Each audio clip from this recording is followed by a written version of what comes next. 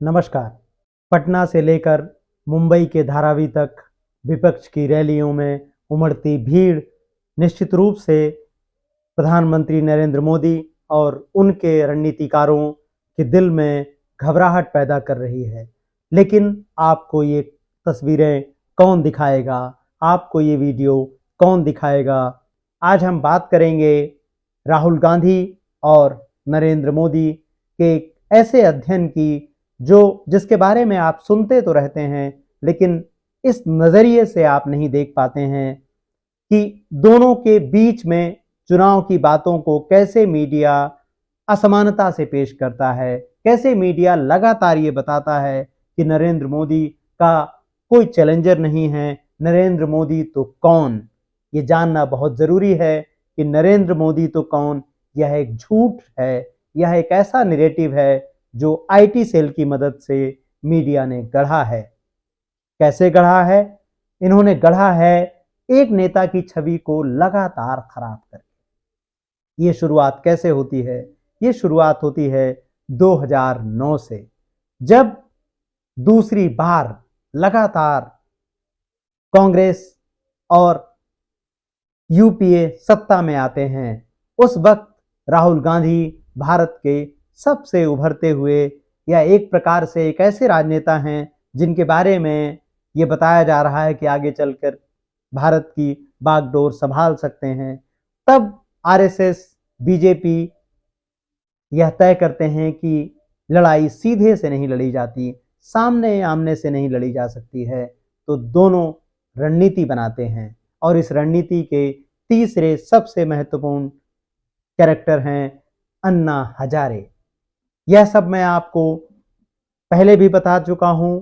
संभव है कि आप भूल गए हो या सिलसिलेवार तरीके से आपको याद ना हो, तो आप मेरी किताब में ये पूरी कहानी पढ़ सकते हैं। इस वक्त हम इस बात को इसलिए भी आपके सामने लेकर के आ रहे हैं क्योंकि आप ये समझें कि देश में कैसे तानाशाही और धर्मांधता फैलाने का काम किया गया।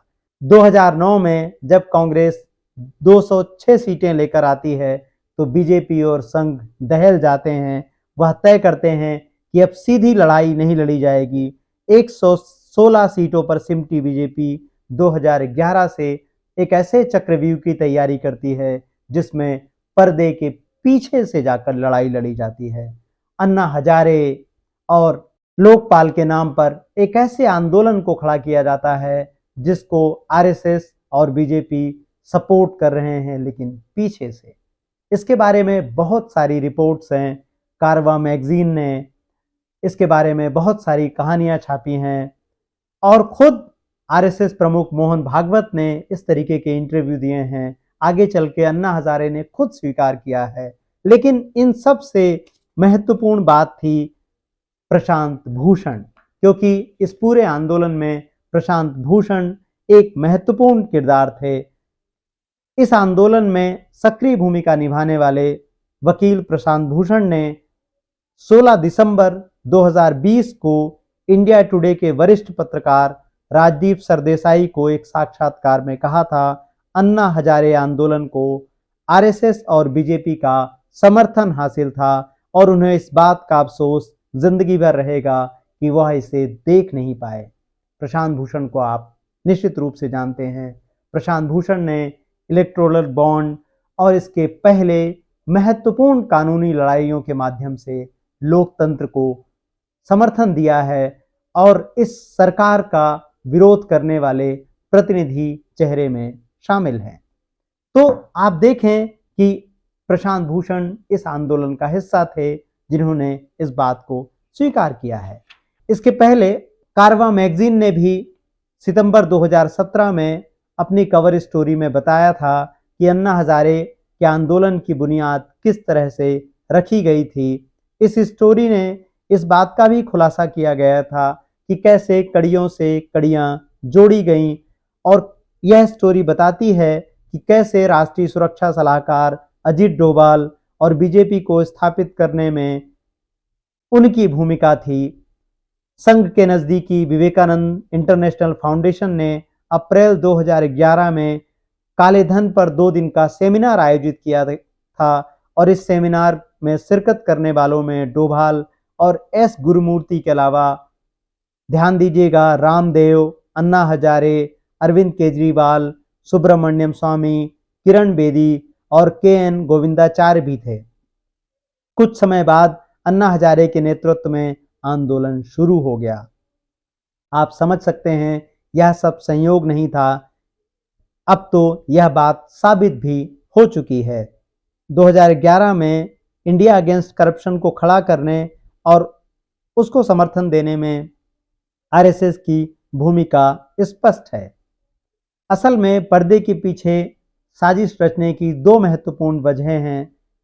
पहली, 2009 में जिस तरह करिश्माई नेतृत्व और जमीनी काम से राहुल गांधी कांग्रेस को खड़ा करने की कोशिश कर रहे हैं, उससे बीजेपी और आरएसएस इस बात को समझते हैं कि अगर राहुल गांधी को कांग्रेस को सत्ता से दूर नहीं किया गया तो केवल गुजरात मॉडल और सुशासन के कथित दावों और मुसलमान विरोधी हिंदुत्व के लवादे को ओढ़कर दिल्ली और भारत की सत्ता पर कब्जा नहीं किया जा सकता। दूसरी वजह थी, दिल्ली में शीला दीक्षित को बीजेपी 15 साल से हराने में नाकामयाब थी।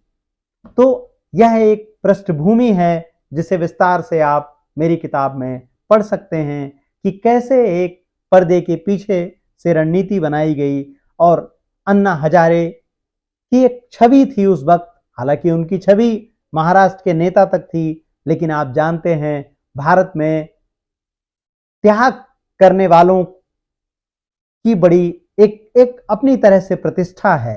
तो त्याग एक है कि जो व्यक्ति त्याग कर रहा है और एक बात है कि जो त्याग का स्वांग कर रहा हो। भारत में स्वांग को पकड़ पाने में जनता अक्सर विफल रही है। इस बारे में हम आने वाले समय में बात करेंगे, लेकिन आज बात यह है कि रामदेव, किरण बेदी, अन्ना हजारे और वो तमाम लोग जो भ्रष्टाचार के नाम पर कांग्रेस सरकार को घेर रहे थे, वह आगे चल करके सभी महत्वपूर्ण पदों पर काबिज हुए। इसमें एक महत्वपूर्ण नाम है अरविंद केजरीवाल का।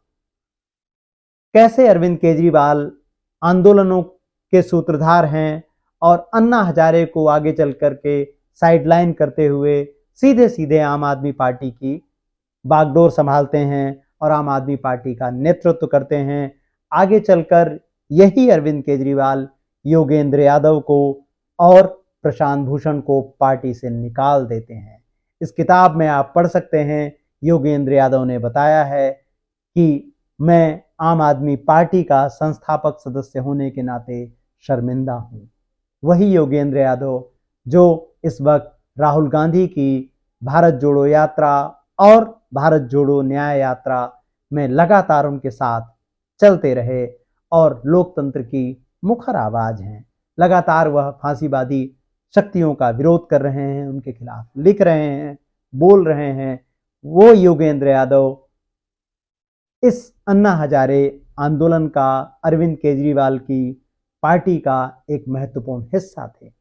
इसी कड़ी में एक और महत्वपूर्ण नाम है प्रोफेसर आनंद का, जो दिल्ली यूनिवर्सिटी के प्रोफेसर थे और उनकी भी एक प्रतिष्ठा थी।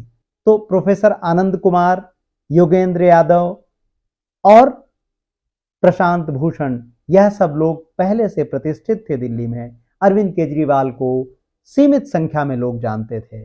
अरविंद केजरीवाल ने इन तीनों का इस्तेमाल किया और अपनी एक छवि बनाई भ्रष्टाचार विरोधी व्यक्ति की, और वहां से उन्होंने शीला दीक्षित को पहले बाहर किया सत्ता से और बीजेपी को एक जगह मिली और उस जगह से बीजेपी आगे बढ़ती गई और बीजेपी ने अरविंद केजरीवाल की तैयार पिच पर कांग्रेस को सत्ता से धकेलने में कामयाबी हासिल की। इस बारे में महत्वपूर्ण कड़ियां आपको किताब में मिल जाएंगी। तो यह एक जरूरी बातचीत थी क्योंकि आप इस बात को समझें कि ये कहानी शुरू कहां से हुई थी।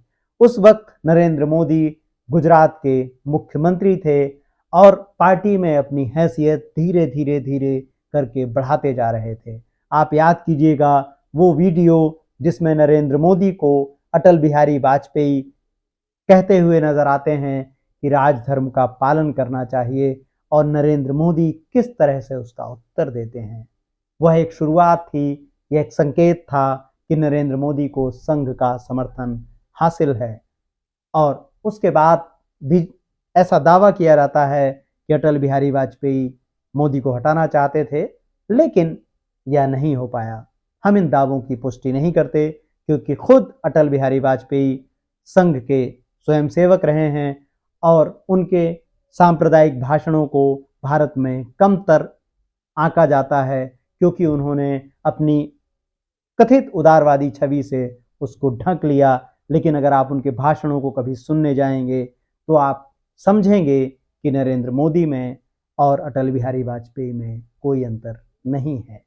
तो यह एक पृष्ठभूमि थी जिस पर यह सारी कहानी तैयार हुई। और अब हम आते हैं 2014 में।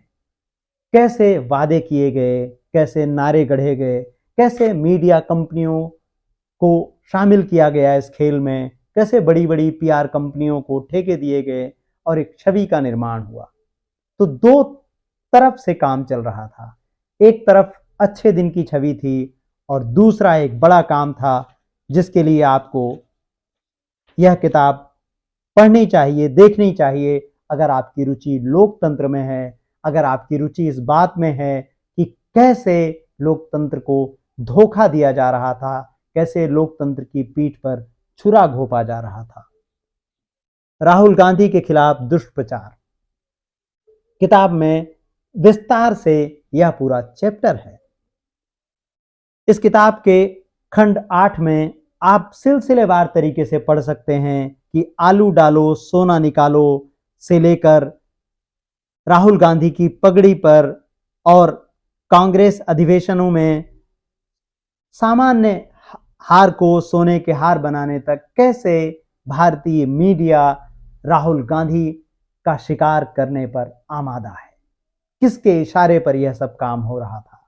आप जानते हैं, आप समझ रहे होंगे मैं क्या कहना चाह रहा हूं। तो कैसे ये राजनीति की बिसात बिछाई गई।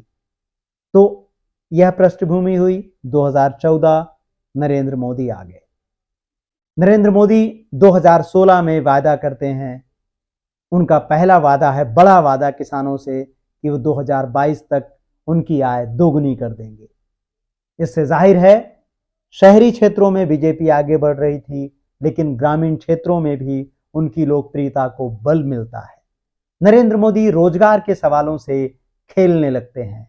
बीजेपी वायदा करती है कि हर साल 1 करोड़ नए रोजगार का सृजन करेगी, लेकिन जब नरेंद्र मोदी से संसद में राहुल गांधी पूछते हैं कि रोजगार का क्या हुआ, तो नरेंद्र मोदी सीधा जवाब देने की बजाय कैसे घुमा घुमा कर जवाब देते हैं।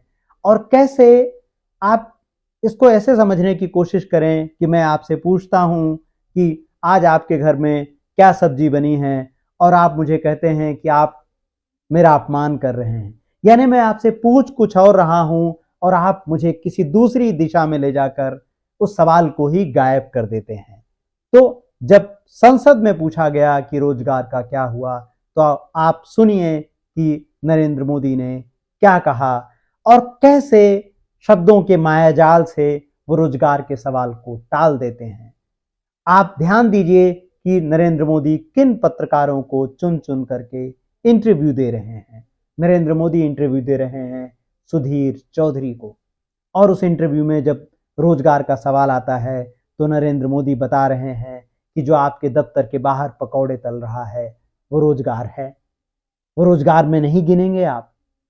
अब आप समझने की कोशिश करें कि क्या नरेंद्र मोदी ने जब अपने घोषणा पत्र में 1 करोड़ रोजगार की बात की थी, तो क्या पकौड़े तलने वाले उसमें शामिल थे या नहीं थे। तो सुधीर चौधरी हैं जिन पर न्यूज चैनलों की संस्थाएं लगातार जुर्माना लगा रही हैं, उनको दंडित कर रही हैं, और जो भ्रष्टाचार के मामलों में जेल तक हो आए हैं। दूसरी तरफ राहुल गांधी हैं। राहुल गांधी जब मीडिया पर बात करते हैं तो इसके लिए रवीश कुमार को इंटरव्यू देते हैं, और आप देखें कि दोनों के इंटरव्यू लेने वालों में क्या अंतर है। 11 मई 2019 को रवीश कुमार ने राहुल गांधी का इंटरव्यू लिया और राहुल गांधी ने विस्तार से उन प्रश्नों का उत्तर दिया जो सवाल थे। उन्होंने रोजगार पर बात की, उन्होंने विस्तार से बताया कि वो क्या करना चाहते हैं, उन्होंने अपनी विफलताओं पर बात की, उन्होंने विस्तार से हर उस प्रश्न का जवाब दिया, उसको गोलमाल नहीं किया जो रवीश कुमार ने उनसे पूछा। दूसरी तरफ जब नरेंद्र मोदी से कोई सवाल पूछा जाता है तो कैसे उसको वो एक दूसरी दिशा में ले जाते हैं। ठीक वैसे ही जैसे नरेंद्र मोदी ये दावा करते हैं कि उनकी सलाहें कैसे हेलीकॉप्टर को मिसाइल के राडार से बचा लेती हैं। तो नरेंद्र मोदी की राजनीति और राहुल गांधी की राजनीति के बीच में जो बड़ा अंतर है वो वाचालता का अंतर है। वो अंतर है कि आप कैसे वाचालता से, वाचालता का अर्थ हुआ कि आप कैसे दूसरी तरफ मुद्दे को धकेल देते हैं। आप बहुत अच्छा बोलते हैं।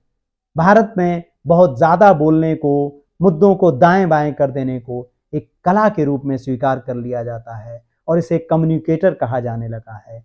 जब नेहरू को लेकर संसद में झूठ बोला जाता है तो ये मीडिया नहीं पूछता मोदी से कि मिस्टर मोदी ये झूठ है, जो आप दावा कर रहे हैं वो गलत है। तो दोनों के बीच में अंतर कहाँ है? दोनों के बीच में अंतर है मुद्दों को समझने का, मुद्दों को सामने रखने का। अभी कुछ दिन पहले बीजेपी से कांग्रेस में आए सांसद बृजेश चौधरी ने बीबीसी को दिए इंटरव्यू में महत्वपूर्ण बात कही। बृजेश चौधरी ने कहा है, हम राहुल गांधी को ठीक से समझ नहीं पाए और ऐसा इसलिए हुआ क्योंकि एक पूरा प्रचार तंत्र उनके पीछे पड़ा हुआ है। मैं ये कहूं कि जिनको हम बहुत लंबे समय तक समझ नहीं पाए या वो अपनी बात समझा नहीं पाए, जिस तरह से भी आप उसको देखना चाहें। मैं जब भारत जोड़ो यात्रा पहले वाली शुरू हुई थी, जब वो आधे तक पहुंची थी, तो मेरा ऑलमोस्ट मन बन गया था कि मैं कूद जाऊं उसमें। अब कुछ उन महत्वपूर्ण बिंदुओं पर बात करके आप राहुल गांधी और मोदी के बीच अंतर को समझने की कोशिश करें। यह वीडियो बड़ा हो रहा है, वीडियो लंबा हो रहा है, लेकिन आपको इन चर्चाओं को सुनना होगा क्योंकि आप शॉर्ट वीडियोस में, रील्स में इस बातचीत को नहीं समझ सकते। इस वक्त देश एक ऐसी स्थिति में है जहां अघोषित तानाशाही है, जहां संविधान पर सीधा सीधा हमला किया जा रहा है, इसलिए आपको थोड़ा वक्त देना ही होगा। पहला अंतर दोनों में है नफरत का। नरेंद्र मोदी के ज्यादातर भाषण, उनका एक सांप्रदायिक झुकाव है। जब भी वो चुनावी रैलियों में जाएंगे आपको वो तंज कसते हुए नजर आएंगे, वो मुसलमानों पर हमला करते हुए नजर आएंगे। लेकिन आप राहुल गांधी का एक भी भाषण उठाकर देख लीजिए, उसमें समावेशी राजनीति है। क्या आपको नहीं लगता कि भारत जैसे देश में एक ऐसे नेता को चुनना जो 20 करोड़ से ज्यादा आबादी को नफरत की नजर से देखता है, जो बजरंग दल का बचाव करते हुए नजर आता है, जो आरएसएस का स्वयं सेवक होने को गर्व महसूस करता है, जो मीडिया में सवाल पूछने पर लोगों की नौकरियां खाने की संस्कृति को विकसित कर रहा हो, क्या आप उसे लोकतांत्रिक कहेंगे? मैं उसे तानाशाही कहूंगा। दूसरी बात, संविधान। आप जानते हैं कि भारत में आजादी के बाद भारत संविधान की रोशनी में आगे बढ़ा। यह हिंदुस्तान की सबसे खूबसूरत किताब है।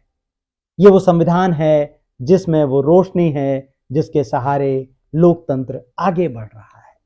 आप देखें कि कैसे नरेंद्र मोदी और उनके सहयोगी इस तरह से भाषण करते हैं, इस तरह के वक्तव्य देते हैं जो संविधान को निशाना बना रहे हैं। अनंत हेगड़े, जिन्होंने कहा कि भारतीय संविधान हिंदुओं की राह में रोड़ा है, हिंदू राष्ट्र में रोड़ा है। अनंत हेगड़े बीजेपी के सांसद हैं। प्रज्ञा ठाकुर, उनके विवादास्पद भाषणों की एक लंबी श्रृंखला है और नीति आयोग के सीईओ अमिताभ कांत, जिन्होंने कहा भारत में कुछ ज्यादा ही लोकतंत्र है, और प्रधानमंत्री के सलाहकार विवेक देवराय, जिन्होंने कहा कि संविधान को बदलने की जरूरत है। इसमें जिन बातों का जिक्र किया गया है, जो इसके मूल तत्व हैं, वो अब पुराने पड़ गए हैं।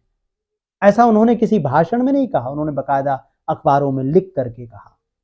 तो आप समझें कि कौन संविधान के विरुद्ध है। बाबा साहब का संविधान, जिसने देश के करोड़ों दलितों को, वंचितों को, आदिवासियों को, महिलाओं को अधिकार दिए। आपको याद दिलाना जरूरी है कि अगर बाबा साहब हिंदू कोड बिल लेकर नहीं आते और नेहरू उसे आगे नहीं बढ़ाते, तो महिलाओं को जो अधिकार दिए गए हैं, वो अधिकार कभी इस देश की महिलाओं को नहीं मिल सकते थे। जिस तरीके का हमारा समाज था, पितृसत्तात्मक सत्ता थी और पुरुष प्रधान समाज था, उसमें महिलाओं को अधिकार देने का सबसे बड़ा श्रेय अंबेडकर को जाता है। और नेहरू प्रधानमंत्री थे, तो निश्चित रूप से उनकी भूमिका आपको देखनी होगी। लेकिन बीजेपी क्या कर रही है महिलाओं के मामले में? मणिपुर में जिन महिलाओं से बलात्कार हो रहा है, जिनकी सरेआम नग्न परेड कराई जा रही है, क्या आपको नहीं लगता कि प्रधानमंत्री को उसके बारे में संसद में बयान देना चाहिए? आपको नहीं लगता कि प्रधानमंत्री को मणिपुर जाना चाहिए था? लेकिन प्रधानमंत्री मणिपुर नहीं गए, मणिपुर गए राहुल गांधी। एक बार फिर आपको यह किताब देखनी चाहिए, क्योंकि मणिपुर हिंसा के 1 साल पहले, जी हां, मणिपुर हिंसा के 1 साल पहले राहुल गांधी ने संसद में कहा था कि मणिपुर की स्थितियां खराब है। विपक्ष का नेता यही कर सकता है, सरकार को लगातार चेता रहा है, बता रहा है। राहुल गांधी केवल मणिपुर के मामले में सही नहीं है। आप देखें, राहुल गांधी हर बड़ी समस्या में एक तरह से द्रष्टा साबित होते हैं। कोरोना की विभीषिका आने से पहले, जब मोदी ट्रंप के स्वागत में अहमदाबाद में गरीबों की बस्तियों को पॉलीथीन से ढकने का काम कर रहे थे, दीवार बनाने का काम कर रहे थे, तब राहुल गांधी ने कहा था कि भारत में कोरोना कभी भी भयंकर रूप ले सकता है। यह ट्वीट मौजूद है, आप देख सकते हैं। वो राहुल गांधी थे। तो राहुल गांधी कोरोना पर सही हैं, राहुल गांधी मणिपुर पर सही हैं, राहुल गांधी नफरत की राजनीति कहां ले जाएगी उसमें सही है। राहुल गांधी ने इलेक्टोरल बॉन्ड को लेकर के भी पहले चेतावनी दी थी। पहले कहा था कि यह सबसे बड़ा घोटाला हिंदुस्तान का साबित होगा, जो आप देख रहे हैं कि साबित हो रहा है। कैसे स्टेट बैंक ऑफ इंडिया को सरकार ने अपनी कठपुतली बना लिया। अगर सुप्रीम कोर्ट सक्रिय नहीं हुआ होता, तो आप सोचिए कि यह बैंक सरकार के कितने दबाव में था। इसके पहले नोटबंदी के वक्त आपने देखा कि कैसे उर्जित पटेल, जिनको सरकार खुद लेकर के आई थी, वो कैसे रातों रात भाग जाते हैं, क्योंकि सरकार उनसे कुछ ऐसा करवाना चाहती है जो वो नहीं करना चाहते हैं।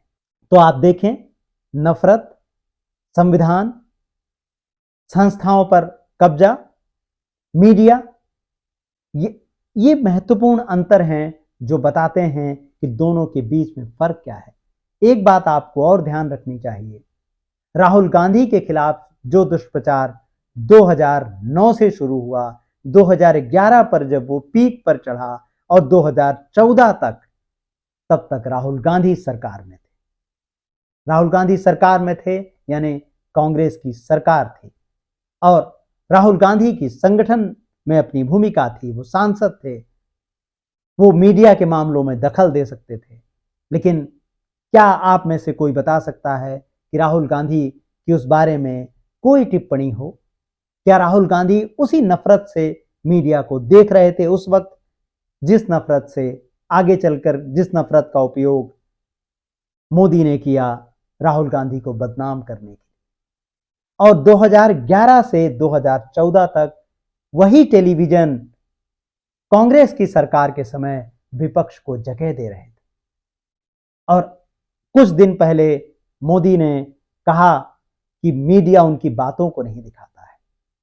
तो राहुल गांधी और मोदी की राजनीति में यह बुनियादी फर्क है कि कैसे जो आपको यूनिवर्सल ट्रुथ है, जो सार्वजनिक सत्य है, जो दिख रहा है कि दिन है तो दिन है, रात है तो रात है, ऐसे में दिख रहा है कि मीडिया कैसे सरकारी हो गया है, लेकिन मोदी कह रहे हैं कि मीडिया उनका साथ नहीं दे रहा है, उनकी खबरों को नहीं दिखा रहा है।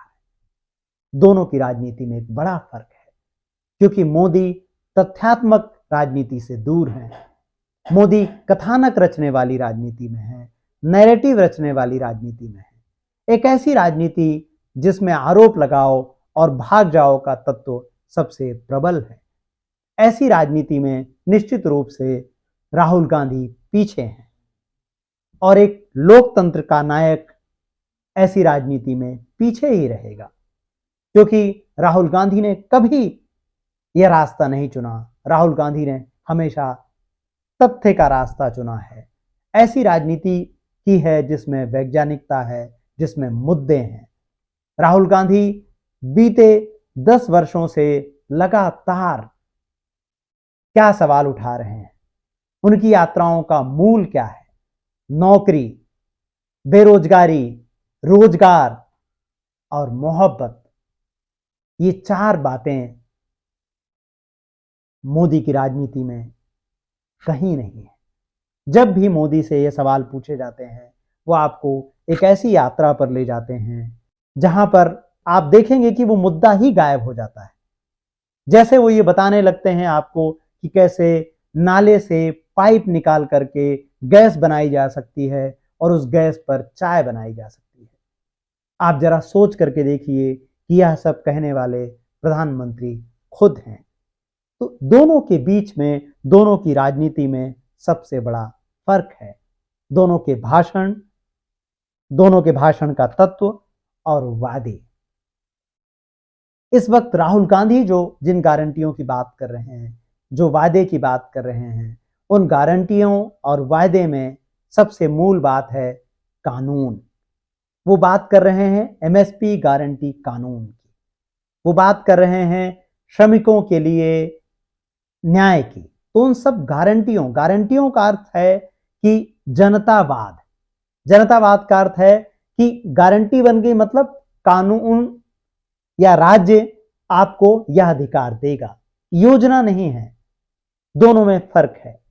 जैसे मध्य प्रदेश में हमने देखा कि लाडली लक्ष्मी योजना आई या लाडली बहना योजना आई। योजना नई सरकार ने उसकी राशि सीमित कर दी, जबकि पुरानी सरकार ने कई गुना अंतिम समय में उसकी राशि बढ़ा देने की घोषणा कर दी, जिसके आधार पर उनको समर्थन भी मिला। लेकिन नई सरकार के मुखिया ने कहा कि नहीं, हम इसको आगे नहीं ले जाएंगे, इस रकम के साथ आगे नहीं ले जाएंगे। उसको कभी भी बंद किया जा सकता है। लेकिन राहुल गांधी जैसे मनरेगा लेकर के आए, वैसे वो जब युवा गारंटियों की बात कर रहे हैं तो वो उन कानूनों की बात कर रहे हैं। राहुल गांधी की यात्राओं की एक और खास बात, उसमें जनता है। वो जनता से बात कर रहे हैं। उनके भाषणों में सामने कोई मशीन नहीं लगी है जिसको देख करके भाषण पढ़ा जा रहा हो। राहुल गांधी जनता से मिल रहे हैं। एक जननायक का यह काम है कि वो जनता से मिले, वो बात करे। इसलिए राहुल गांधी इस वक्त भारत में राजनीतिक पुनर्जागरण के नायक हैं, क्योंकि वो नफरत, सांप्रदायिकता की राजनीति से लड़ रहे हैं, लगातार लड़ रहे हैं और अकेले लड़ रहे हैं। इसलिए यह समझना बहुत जरूरी है कि दोनों में अंतर क्या है और कैसे मीडिया आप तक सच्चाई को आगे आने नहीं देगा। अंत में एक और महत्वपूर्ण बात, आप जानते हैं आरएसएस की स्थापना 1925 में हुई थी और 1925 से 1947 तक आरएसएस ने आजादी की लड़ाई में कोई हिस्सेदारी नहीं की। वो लगातार हिंदू राष्ट्र के निर्माण में लगे हुए थे। वो हिंदू हितों की कथित तौर पर पैरवी कर रहे थे। वो सांप्रदायिकता को हवा दे रहे थे और अंग्रेजों की सहायता कर रहे थे। इस बारे में बहुत स्पष्ट प्रमाण हमारे पास है। आरएसएस की 100वीं वर्षगांठ 2025 में है। आरएसएस 3 चीजों का विरोधी है। पहला, महात्मा गांधी और नेहरू के विचारों का। दूसरा लोकतंत्र और तीसरा संविधान। ये तीनों विचार कहाँ से उसे मिलते हैं? इन तीनों विचारों को उसने हासिल किया है जर्मनी से। जर्मनी यानी हिटलर से, तानाशाही से, जहां सवाल नहीं है, जहां श्रेष्ठता का सिद्धांत है, जहां नस्ल का सिद्धांत है। इसका एक सरल और सामान्य प्रमाण देखिए कि आरएसएस में महिलाओं के लिए कोई जगह नहीं है। आरएसएस की एक प्रमुख मैगजीन है जिसका नाम है कल्याण, जो आरएसएस समर्थित रही है। हनुमान प्रसाद पोद्दार की यह मैगजीन आपको बताती है कि असल में आरएसएस के विचार कैसे हैं। इस पर हम जल्द ही एक अलग एपिसोड आपके सामने लेकर आएंगे। आज के वीडियो में इतना ही। चुनाव का समय है, ध्यान दीजिए कि आपसे क्या कहा जा रहा है, क्यों कहा जा रहा है। मीडिया पर भरोसा मत कीजिए। भारत का मीडिया आईटी सेल का एक्सटेंशन बन चुका है। लोकतंत्र, संविधान और नागरिक के सवालों पर हमारा समर्थन कीजिए। अगर संभव हो तो हमें ज्वाइन कीजिए, हमारी आर्थिक मदद कीजिए और हमारी आवाज़ को नागरिकों तक पहुंचाने में सहयोग कीजिए। नमस्कार।